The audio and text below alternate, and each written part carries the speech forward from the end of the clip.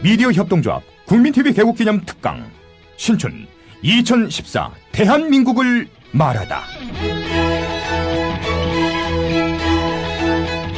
미디어 협동조합 국민카페 온에어가 국민TV 개국을 맞아 주간 특강을 마련합니다. 대한민국의 언론, 법조, 경제, 안보, 사회 각 분야의 전문가들이 나서 2014년 대한민국의 현실과 미래를 짚어냅니다. 3월 24일 월요일 서화숙 한국일보 선임기자, 3월 25일 화요일 이정열 전 창원지법 부장판사, 3월 26일 수요일 선대인 경제연구소장, 3월 27일 목요일 김종대 디펜스 21 플러스 편집장, 3월 28일 금요일 홍세화, 말가활 발행인이 시대의 화두를 제시합니다. 3월 24일부터 28일까지 서울 마포구 월드컵로 37 국민카페 온에어의 조합원과 애청자 여러분의 많은 참관을 기대합니다.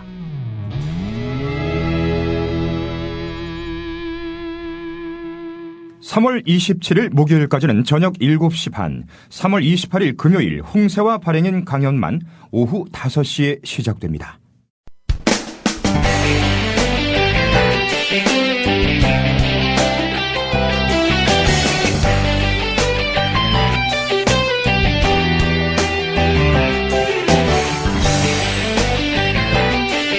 안녕하세요. 생생한 현장감과 깊이 있는 분석을 더한 이 시각 뉴스 마포스퀘어의 문희정입니다. 마포스퀘어 1부에서는 현재 가장 이슈가 되고 있는 정치와 경제 뉴스 전해드리고 있는데요. 3월 27일 목요일 함께하는 마포스퀘어 1부 양정대 기자의 정가 이모저모로 시작하겠습니다. 한국일보 정치부 양정대 기자 연결돼 있습니다. 양 기자님 안녕하십니까? 네, 안녕하세요. 예, 이 김황식 전 국무총리가 아예 노골적으로 박심 마케팅을 벌이고 있는데요. 예, 정몽준 의원도 나름 즐기는 것 같은데 이런 표현 괜찮을지 모르겠습니다. 이 분위기 어떻게 이해해야 할까요? 오늘 김황식 전 총리가 오늘 한 라디오 방송 인터뷰에 출연해서요.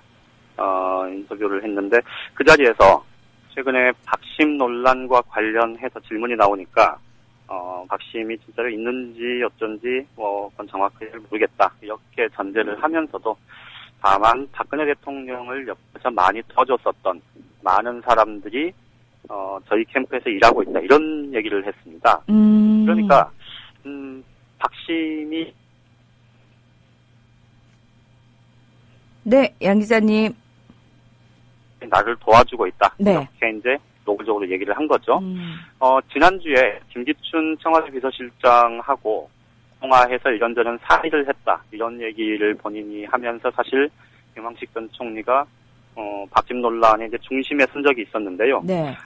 그 당시만 해도 곧바로 자기 본인이 이제 출마를 결심하기 전에 이 안부차 전화를 한 거고 집안끼리도 잘 아는 사이여서 법적의 선배이기도 하고 그래서 일상적인 통화를 한 거지 이게 경선 출마 얘기나 서울시장 선거 얘기와는 관련이 없었다. 이제 이렇게 적극적으로 좀 부인을 했지 않습니까? 네. 하지만 당시에도 김황식 전 총리처럼 이것저것 이렇게 사리 분별이 분명한 사람이 과연 그냥 아무 생각 없이 그런 얘기를 했겠냐. 그게 결국은 김황식 전 총리가 공식적으로 이제 출사표를 던졌지만 실제로 아직까지 좀 붐업이 본인 입장에서 붐업이 안 되는 그런 것들을 좀 만회하기 위해서 좀 의도적으로 김기춘 비서실장과의 친분을 앞세워서 박심 논란을 좀 유도했던 것 아니냐 이제 이런 해석들이 나왔었는데요. 네. 오늘은 아예 박심 논란에 대해서는 모른다 이렇게 얘기를 하면서도 박근혜 대통령을 주변에서 많이 도와줬었던 사람들이 우리 캠프에 많이 와 있다 이렇게 얘기를 한 건 결국은 이 친박계가 나를 조직적으로 지원하고 있다 이 얘기를 본인 입으로 한 셈이죠. 사실 이 친박 논란 어제도 잠깐 말씀을 드렸습니다마는 이 박근혜 대통령을 중심으로 해서 선거의 여왕이라고 불렸을 정도로 사실 큰 선거들을 많이 돌파를 했었고 그런데 지금은 어쨌든 이제 청와대이기 때문에 사실은 선거에 직간접적으로 개입을 하는 건 법률적으로 불가능한 상태고 그런데 여권 전체적으로 박근혜 대통령이 갖고 있는 그 무게감, 이 구심력 이런 것들이 상당하기 때문에 박심 논란은 끝까지 계속될 거다 이런 말씀을 드렸었는데요. 네. 오늘 김황식 전 총리 아예 노골적으로 좀 박심 마케팅을 했다 이렇게 말씀을 드려야 될 것 같습니다. 최근의 분위기를 보면 각종 여론조사에서 대체로 정몽준 의원이 지금 새누리당 후보 그 선호도에서 여전히 큰 격차로 앞서 나가고 있고 김황식 전 총리가 좀처럼 이 격차를 좁히지 못하는 그런 양상인데요. 이것 때문에 사실은 내부적으로 그 김황식 캠프 내에서도 좀 적극적으로 좀 이런저런 논란의 중심에 서면서 좀 보기에 따라서는 노이즈 마케팅이라고 해야 될까요? 이런 것들을 좀 유도하고 있다. 의도적으로 좀 이런 논란을 불러일으키고 있다. 이렇게 봐야 될 것 같습니다. 김황식 전 총리 측 입장에서 보면 이 박심 논란이 논란 그 자체에서 끝나는 게 아니고 결국은 박심이 내게 실려 있다. 이런 것들을 직간접적으로 특히 새누리당 여당 지지층을 향해서 용변하는 거기 때문에 좀 적극적으로 나서는 그런 모양새고요. 네. 아까 이제 사장님께서 말씀하셨듯이 정몽준 의원 쪽도 이 박심 논란을 뭐 그렇게 아주 불쾌하게만 생각하는 것 같지는 않습니다. 내심 말씀하신 대로 좀 즐긴다 이런 표현도 가능할 것 같은데요. 두 가지 면이 있습니다. 하나는 전체적으로 이게 논란이 되면 될수록 이 비판적인 여론이 형성될 수밖에 없는데 그렇게 되면 새누리당 지지층 이외에 특히 이제 새누리당의 지지층 중에서도 적극적인 이 친박 지지층 이외에는 사실 좀 비판적인 여론이 형성될 수밖에 없고 야당 지지층이나 혹은 중도 성향의 특정 무당파 유권자들 사이에서는 사실은 좀 외면하는 그런 논란들에서 조금 다른 이런 모습을 보여주고 있는 정몽준 의원 쪽으로 조금 더 몰릴 수 있다 이런 생각도 하는 것 같고요. 또 하나는 지금 다들 아시겠습니다만은 박근혜 대통령과 정몽준 의원 사이가 그렇게 썩 우호적인 관계는 아닙니다. 네. 그러니까 정몽준 의원 측 입장에서 보면 박근혜 대통령의 이 구심력 또 여권 내에서의 위치 이런 것들로 봤을 때 사실은 표현이 그렇긴 합니다만은 피해자 코스프레라고 해야 될까요? 그러니까 그런 부분들도 정작 싫지 않고 오히려 자신들의 표 결집에는 자신들의 지지층을 결집시키는 데는 오히려 유리한 국면이 형성될 수 있다 이렇게 보는 것 같습니다. 실제로 지금 지난주에 그 김기춘 비서실장과 김황식 전 총리의 통화 사실이 공개된 후에 정몽준 의원 측에서 나온 반응을 보면 대체로 비판하는 수준, 상식적인 비판 수준보다 훨씬 강도 높게 김기춘 비서실장의 사퇴까지 요구하는 등 아주 발끈하고 나섰는데 그런 건 역시도 좀 의도된 것 아니냐 이렇게 봐야 될 것 같습니다. 그러니까 결국은 이 여권 전체적으로 좀 유권자들하고 이렇게 호흡하면서 자신들의 정책 또 비전 이런 것들을 통해서 경쟁한다기보다 오히려 지금은 청와대에 들어가 있는 박근혜 대통령의 의중, 박심, 또 친박계 지원 이런 좀 다소간에 좀 정파적이고 갈등적인 요소 이런 것들을 양측 모두가 좀 자기 나름대로 정책 유불리를 판단해서 적극 활용하고 있는 것 아니냐 이렇게 봐야 될 것 같습니다. 네. 어떤 면에서 보면은 시민들의 정치 의식은 굉장히 많이 성숙했는데 정치인들의 구태의연한 모습 그리고 참 좀 저차원적인 이런 선거 전략들 그대로인 것 같아서 좀 답답하다라는 생각이 듭니다. 그렇습니다. 새정치민주연합 오늘 첫 지도부 회의를 가졌죠. 어떤 분위기였는지 상당히 궁금합니다. 오늘 아침 지도부 회의를 보고 나온 기자들의 대체적인 평은 분위기가 이렇게 좀 아주 우호적이거나 네. 막 으쌰으쌰하는 그런 분위기는 아니었다는 게 중론인 것 같습니다.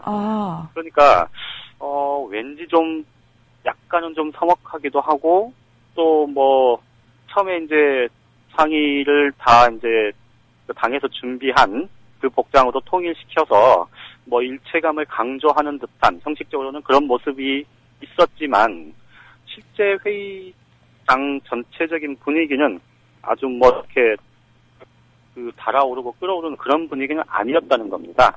이게 이제 몇 가지 이유가 있을 텐데요. 네. 가장 중요한 건 어쨌든 지금 새정치민주연합이 민주당과 또 기존의 무소속 안철수 의원 측 이제 무소속이 아니죠. 안철수 공동대표 측 새정치연합이 이제 그 당 지도부를 구성하면서 5대5 공동 지분을 하지 않았습니까? 그렇죠. 9명 플러스 9명, 18명의 정말 매머드급, 아마 근래 우리 근현대사에서 이렇게 정당의 지도부가 많은 경우가 있었나 싶을 정도인데, 어쨌든 그렇게 이제 구성이 돼서 이 18사람이 한 자리에 모여서 이제 회의를 하는 자리였는데요. 아무래도 이제 처음 본 사람들도 있었을 거고, 그리고 5대5 공동 지분을 했지만 안철수 공동대표의 정치적인 지분 이런 것들이 형식적으로는 보장이 됐지만 사실은 정치권 내에서의 이 힘의 우위, 역관계 이런 것들은 사실 큰 차이가 나지 않습니까? 네. 이런 부분들이 좀 총체적으로 아직 화학적 결합까지 가지 못했다. 이런 부분들을 좀 단적으로 보여준 것 아니냐 이런 생각이 들고요. 또 한 가지는 지금 어제도 말씀을 드렸습니다만은 이 기초선거 무공천 문제 이게 지금 내부적으로 아직 완벽하게 정리가 안 된 상태고 오히려 지금 안에서는 조금씩 더 이 부글부글 끓어오르는 그런 양상 아닙니까? 네. 그러다 보니까 전체적으로 지금 조금 정리가 되고 이게 지방선거를 향해서 이게 총체적으로 당력을 모아갈 수 있는 그런 상황은 아니라는 겁니다. 그러니까 이 문제를 좀 깔끔하게 정치력을 발휘해서 매듭 지어놓지 않는 이상 이 문제를 두고 이 당 안팎에서 계속해서 이런저런 비판의 목소리 또 지도부의 의중이나 생각과는 좀 다른 이런 목소리들이 계속해서 나올 수밖에 없는 그런 상황이어서 이 문제를 좀 두 공동대표를 중심으로 해서 이 18명의 당 지도부 그리고 10명의 상임 최고위원단 여기서 좀 어떻게 조율해낼지 이런 것들을 좀 지켜봐야 될 것 같습니다. 네. 오늘 분위기가 또 안 좋았던 이유 중에 또 하나는 그거라고 합니다. 오늘 조선일보가 그 전체 의원들 성향을 분석한 문건을 보도했었는데요. 네. 이 문건 보도를 하면서 이렇게 출처로 밝힌 게 신당을 추진하는 주체라고 밝혔는데요. 이게 결국은 김한길 대표 쪽이나 아니면 안철수 의원 측 사람들이라는 얘기인데 이것 때문에 이른바 구주류로 이렇게 분류가 된 의원들을 중심으로 해서 굉장히 항의 전화나 뭐 이런 것들이 빗발쳤다고 합니다. 그러니까 굳이 지금 상황에서 이 화학적 결합이 적극적으로 이루어져야 할 시점에 이렇게 있지도 않은 혹은 느슨하게나마 이 정치적인 성향성을 갖고 있는 것들을 두고 또는 발언 한두 개를 두고 뭐 강경파니 또는 뭐 중도파니 뭐 이런 식으로 사람을 딱 잘라서 구분하는 게 이게 맞는 거냐 이런 항의가 당 지도부를 향해서 굉장히 빗발쳤다고 그러고요. 그것 때문에 아침에 회의 분위기가 꽤나 어수선했다고 합니다. 전체적으로 보면 말씀드렸듯이 어제 중앙 출범식을 갖고 이제 공식적으로 오늘 첫 지도부 회의를 했습니다만 아직 새정치민주연합이 좀 내부적으로 결속을 다지고 이 지방선거를 향해서 이 총력전을 펼치기에는 아직은 조금 빠른 것 같고요. 어쨌든 이번 주말을 거치면서 당 내부에서 좀 말씀드렸던 이 기초선거 무공천 문제를 포함해서 그리고 국정원 대선 개입 사건이나 또 간첩 사건, 증거조작 파문과 관련한 특검 문제 이런 것들에 대한 정치적인 판단, 입장 이런 것들을 좀 정리하는 과정이 1차적으로 있어야 또 다음 주부터는 좀 뭐랄까요, 일사불란한 그런 모습이 가능하지 않을까 싶습니다. 네. 조경태 의원이 쇄신파로 분류된 게 참, 재밌네요. 오늘 얘기 여기까지 듣겠습니다. 고맙습니다. 예, 고맙습니다. 한국일보 정치부 양정대 기자였습니다. 새누리당 정몽준과 김황식의 뜨거운 대결이 경선 흥행의 필수 요소라고 믿고 있는 가운데 언론들은 열심히 이를 전하고 있는데 주거니 받거니 마치 각본이 있는 듯한 정몽준과 김황식의 말꼬리 잡기. 들어보시지요.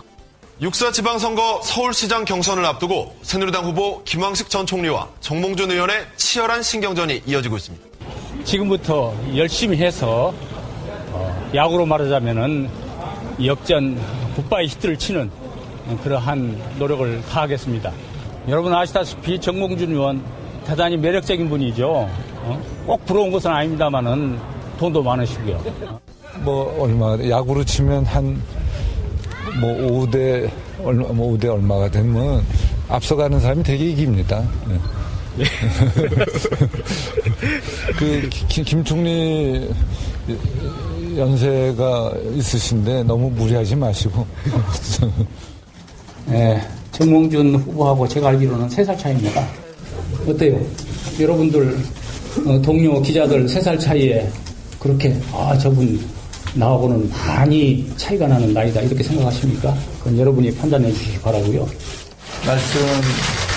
말씀하시면서 서울이 대한민국의 심장이라는 표현, 그 표현이 참 좋은데 그건 제가 2주일 전에 먼저 썼거든요.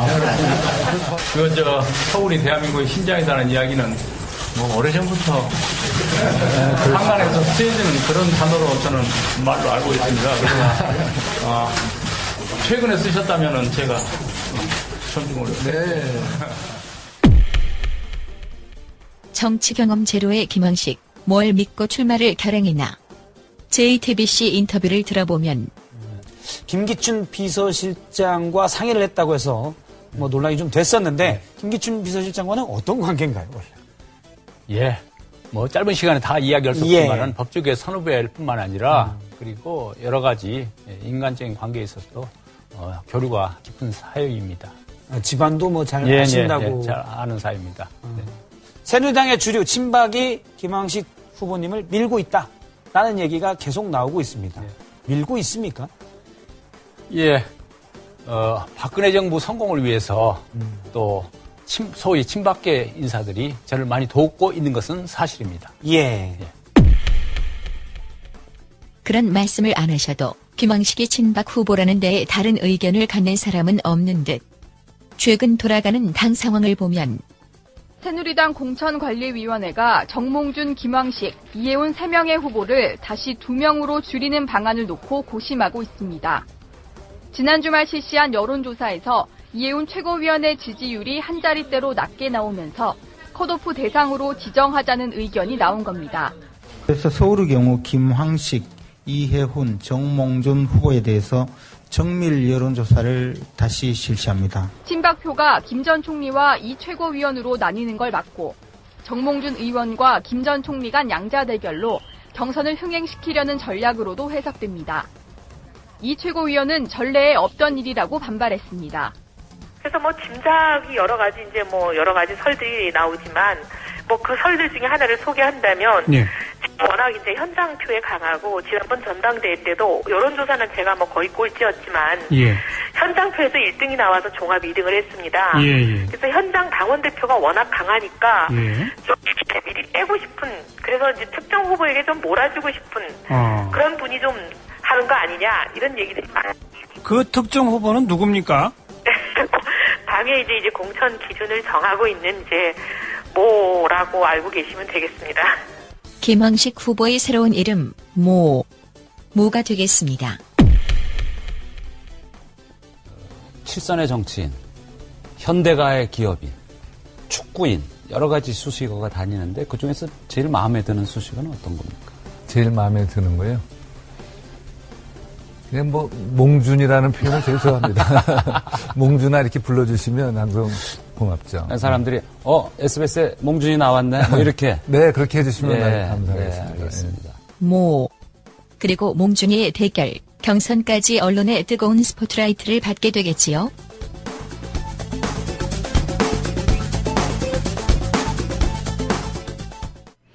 네, 여러분께서는 국민라디오 마포스퀘어 일부 문희정과 함께하고 계십니다. 계속해서 오늘의 경제 뉴스 들어보겠습니다.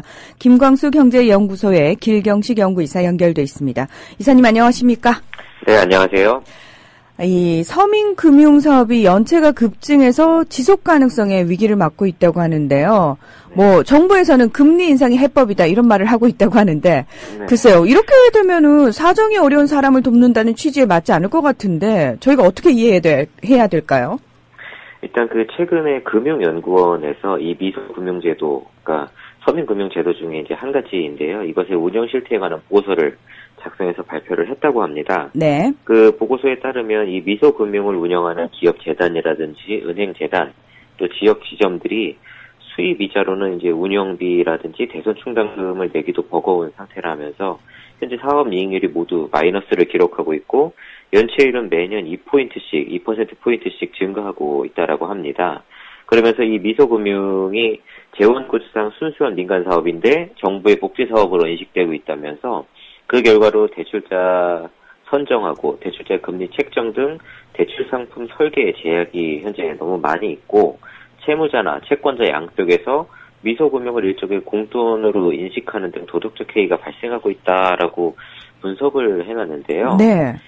일단 이런 서민금융에 대한 문제 제기는 뭐 최근에만의 일이 아니고 이전에도 뭐 예전에 희망월 씨 사업이라든지 또 새희망월 씨 햇살론 등에 대해서도 계속 이런 비슷한 문제들이 제기가 됐었어요. 물론 사용하시는 일부 분들이 이런 그 도덕적 해이 문제, 그러니까 악용하는 그런 케이스가 실제로 있기는 있는 것 같습니다. 네. 하지만 그런 문제점들은 감독 당국에서 제도적으로 혹은 이제 대출을 상담해 주시는 분들이 실사를 통해서 이 현장 조사나 실사를 통해서 개선책을 강구해야 되는 부분이고요. 이런 문제점이 있다라고 해서 뭐 서민금융을 축소한다든지 폐지한다든지 하는 건 좀 말이 안 된다라고 볼 수가 있습니다. 일단 지금 뭐 미소금융의 금리를 올려야 된다라고 이야기를 했는데 현재 미소금융의 경우에 금리가 이제 4.5% 정도로 책정이 되어 있습니다. 근데 결코 이게요, 낮은 금리는 아니거든요? 그렇죠. 네. 그리고 이제 그 외에 다른 서민금융 같은 경우에 새희망홀씨 같은 경우에는 최소 7%에서 12%고 햇살론 같은 경우에는 최소 8%에서 11%입니다. 너무 높은 거 아닙니까? 네. 생각보다 금리가 낮지가 않아요. 네. 그나마도 지금 미소금융의 금리가 4.5%로 다른 서민금융들에 비해서 조금 낮은 금리를 유지하고 있는데 이마저도 다른 서민금융 상품처럼 금리를 인상하게 되면 이게 실제로 말만 서민금융이지 그냥 그 기업 재단이든지 은행 재단에서 대출 사업하는 거하고 다를 바가 없습니다. 네네.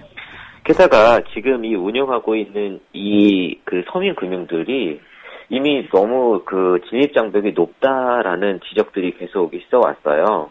이 미소금융 같은 경우에도 신용 등급이 7등급 이제 이하인 자 중에서 대도시에 있는 경우에는 재산이 뭐 1억 3,500만 원 이하여야 하고 그 외 지역에서는 8,500만 원 이하여야 그 서민금융, 이 미소금융을 그 대출을 받을 수가 있고 이 금융을 통해서 창업을 할 경우에는 2년 이상의 사업 경험이 있어야 되고 창업 자금의 절반은 자기 돈으로 무조건 준비를 해야 됩니다. 그리고 재산 대비로 부채 비율이 50%를 넘으면 안 되고 그 외에도 대출 절차에 굉장히 까다로운 부분들이 많이 있어서 대출 자체가 쉽지 않다라는 지적이 굉장히 많이 있어요. 그냥 딱 들어도 아유 이거 해당되는 사람 그렇게 많지 않을 것 같다라는 생각 들거든요, 솔직히. 네. 근데 물론 이제 뭐 이런 조치들이 필요한 부분들도 있을 수가 있는데 서민금융이란 건 일종의 복지금융이거든요. 네. 그래서 정상적인 어떤 신용을 가지고 있는 사람들의 경우에는 뭐 신용이 다소 낮을 경우에는 상환 위험이 높다는 점을 감안해서 대출 금리를 높인다든지 혹은 대출 심사를 좀 까다롭게 한다든지 이런 것들을 할 수가 있습니다. 하지만 복지금융 같은 경우에는 어떻게 보면 저소득층에 대한 복지적인 지원의 의미를 담고 있다고 할 수 있거든요. 그렇기 때문에 오히려 소득이 낮거나 신용이 낮은 사람일수록 대출 금리를 낮춰주고 오히려 대출 조건을 완화할 필요가 있다라는 겁니다. 네네. 물론 이제 이런 이야기를 하게 되면 이게 뭐 밑빠진 독에 물 붓기도 아니고 이렇게 돈을 퍼주는 게 너무하지 않느냐라고 이야기를 하는데 실제적으로 지금 우리나라 상황이 어떤 상황인지 일단 한번 그 살펴보면 그런 말을 하기가 조금 꺼려지실 수 있어요. 무슨 이야기냐면 2012년도에 통계청에서 발표한 자료에 따르면 가계 수지 적자, 그러니까 매달 벌어들이는 돈보다 쓰는 돈이 더 많은 가구가 총 310만 가구에 달합니다. 그러니까 이 적자 가구의 가구 원수로 계산을 하게 되면 906만 명이에요. 그럼 이게 전국의 2인 이상 가구 수가 1320만 가구인데 이 가구 중에 23%, 전체 가구 중에 23%가 지금 적자 가구라는 이야기. 매달 살면 살수록 빚이 늘어가고 있는 가구고 네. 이 적자 가구의 가구 원수를 전체 인구수로 비교해서 그 비율을 따져보면 18%에 해당이 되는 거예요. 그러니까 다시 말해서 5명 중에 1명 정도 꼴로. 예. 그러니까 지나가는 사람 중에 5명 중에 1명은 매달 빚이 그냥 먹고 사는 것만 해도 빚이 계속 늘어나고 있는 거예요. 네. 그러니까 예전처럼 굉장히 이렇게 못 사는 사람들의 이야기가 아니라 이제는 그냥 우리가 쉽게 만날 수 있는 사람들도 매달 이 먹고 사는 문제가 굉장히 시급한 문제가 되어버렸다는 겁니다. 그러니까 사실 이사님하고 저도 뭐 그렇게 크게 상황이 나은 편은 아니잖아요, 솔직히. 그렇죠. 예. 뭐 이렇게 남 얘기처럼 하고 있을 그런 것도 아니긴 한데, 네. 어쨌든 지금 국민들이 먹고 사는 문제, 정말 정말 벼랑 끝에 몰려 있다라는 표현이 극적이지 않을 정도로 안 좋은 상황인데, 이런 상황에서 그런 사람에게 돈을 이렇게 대출을 해주는 게 얼마의 이득이 남고 얼마의 뭐 위험이 있고 이런 걸 따진다는 게 굉장히 좀 맞지 않는다라는 겁니다. 네네. 반면에 비교적으로 좀 살펴볼 게 작년에 굉장히 좀 이슈가 됐던 게 수익 공유형 모기지 상품이란 게 정부에서 이제 정책적으로 내걸어서 뭐 1시간 만에 5,000명한테 빌려줘서 이렇게 상품이 마감된 상품이 있어요. 네. 이 상품 대출 금리가 혹시 얼마인지 아시나요? 대출 금리니까 그래도 아까 왜 우리 4.5%라고 그랬잖아요. 네네. 뭐 그 정도 수준은 그 정도 수준은 돼야죠, 솔직히. 예. 이게 연에 1.5%입니다. 대출 상품인데 네. 연에 1.5%예요. 더군다나 대출 상품이 그런 금리가 있을 수 있나요? 그러니까 그때 이게 상품이 딱 나오자마자 사람들이 로또 대출이라고 이름을 붙여서 1시간 만에 재원이 모두 다 받았을 정도로 급격하게 대출이 됐고, 솔직히 집을 어쨌든 대출을 받아서라도 집을 살 수 있는 정도로 여유가 있는 사람이라면 굳이 이렇게까지 해야 되느냐는 거죠. 지금 한 달에 벌어들이는 돈보다 쓰는 돈이 더 많아서 적자가 나는 사람이 거의 900만 명이 넘어가고 있는 이 상황에서 집을 살 수 있는 사람들한테 굳이 1% 이렇게 이자까지 내주면서, 더군다나 이 수익 공유형 모기지 상품이란 건 정부가 너 이 아파트 사가지고 수익이 나면 나랑 나눠 갖자라고 하면서 정부가 개인하고 같이 부동산 투자를 하는 거예요. 더군다나 이 손익 공유형 상품이란 것도 있는데, 이거는 1%에서 2% 금리를 빌려주고, 여기는 손해를 보면 정부가 내가 일정 비율로 그 손해를 같이 감수해 줄게. 내가 세금으로 이렇게 보조를 해줄 테니까 집을 사라고 이렇게 보조를 해주는 상품이거든요. 근데 이게 전체적으로 쓰이는 재원을 따져봐도 이 수익 공유형 상품이든 어쨌든 대출 관련에 대해서는 정부가 매년 10조 원 가량의 재원을 여기에 사용을 하고 있어요. 근데 이 서민금융 같은 경우에는 10년간 10조입니다. 그러니까 10분의 1밖에 되지 않아요. 그런데도 이게 뭐 돈을 얼마나 받을 수 있는 없네 그렇게 지금 따지고 있다는 겁니다. 예전에도 한번 또 말씀을 드렸었는데, IMF 이전에는 정부가 빚이 없었어요. 네. 근데 금융기관들 빚을 갚아주느냐고 160조 원을 공적 자금을 투입을 했는데, 그 중에 100조 원만 지금 환수가 됐고 60조 원은 환수를 여태 못했습니다. 이렇게 살펴봤을 때 정말 지금 빚이 늘어나고 있어서 먹고 사는 문제가 시급한 사람들한테 10조 원이고 20조 원이고 늘려주는 게 뭐 문제가 되고 이렇게 따진다라는 게 공정하지도 공평하지도 않다르게 어불성설이라는 거죠.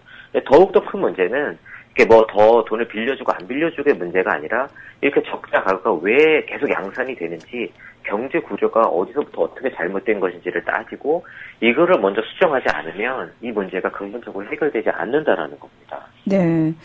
시스템의 문제가 아니라 오로지 개인의 역량 문제로 몰아붙이는 이 나라, 참 어떻게 살아야 될지 막막합니다. 네, 이사님 고맙습니다. 네, 감사합니다. 김광수 경제연구소의 길경식 연구이사였습니다. 자, 마포스퀘어 1부는 여기서 마무리하겠습니다.